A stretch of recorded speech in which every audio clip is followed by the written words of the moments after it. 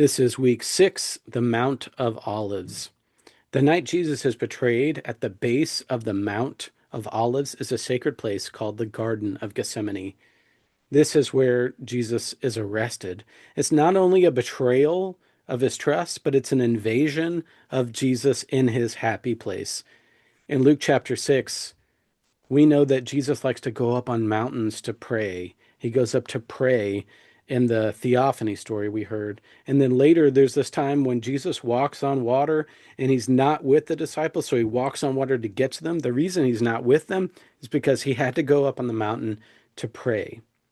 And finally, after the Last Supper, he takes his disciples up the mountain to pray with him to the Mount of Olives, to his happy place. He tells the disciples that he needs them to stay awake, which of course they can't do. It's a common phrase of simply a failing on our part, not only because we don't do what we want to do in terms of doing goodness in the world, like Paul would say, but also just the general human limitations. Like you literally can't always stay awake. I think all of us can think of times when that was certainly true for us. So Jesus goes up a little further on the mountain to pray in his final night, and he prays this prayer that he asks God that if there's a way out, if he could take this cup from him, that he wants to. And it says that it's such an intense moment for Jesus that he quote unquote sweats blood. This sounds so agonizing for him to know that his future is to be crucified and for him to plead, even though he probably knows that there's no way out, only through. It sounds just really awful. And then the trauma of everyone else falling asleep, even though that happens. And then the combined trauma with one of your disciples, Judas, betraying you, even though you already told him that you knew he was going to do that. That betrayal, betrayed by a kiss in the Garden of Gethsemane, just sounds so heartbreaking and awful. And Peter, who's already said that he won't deny knowing Jesus 3 times, even though we all know that that will happen before the sun rises, he gets so mad that he has a sword on him and he pulls it out and he cuts off a guard's ear as they try and arrest Jesus. And Jesus says, no, don't do that. This is a place of nonviolence. And so people in the nonviolent Christian movement always point to this to say that nonviolence is the way that we use our Christianity in the world, nonviolent protest. And then people who like weapons will say something like, well, if that's the case, then why did he have a sword in the first place? Okay.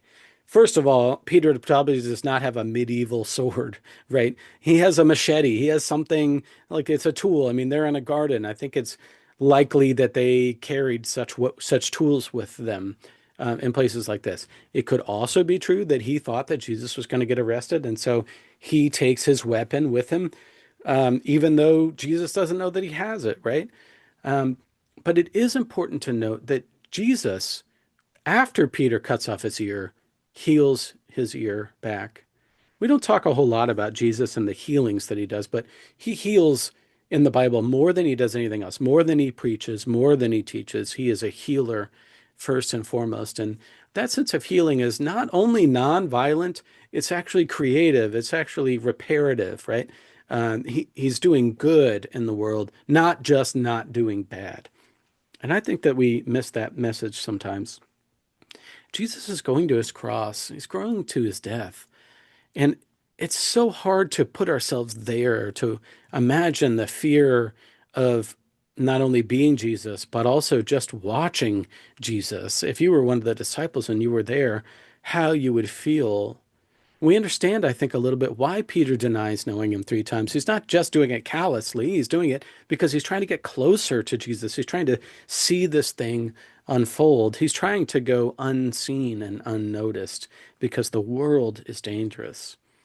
I don't know about you, but I know that this speaks a lot to our current moment. How do we maintain our Christian status and not speak out? And yet we know that by speaking out, sometimes we are entering in spaces that are more dangerous than we'd like them to be.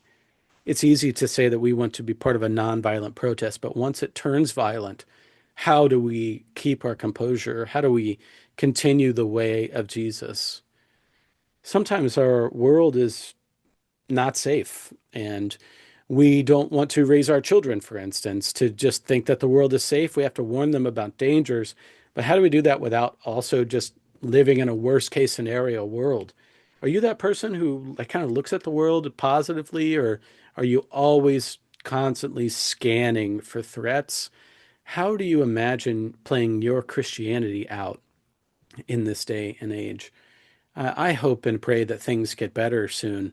But the violence that is in our world, um, I think it's given us all pause to think about how safe we feel, how safe the world is, and what our place is as Christian, because we can't sit on the sidelines. I think we're all in agreement. We can't sit on the sidelines. But how do we live out the Jesus way without becoming martyrs ourselves like Jesus? How do we take our Christianity into the streets in a way of non-violent protest? What do you think?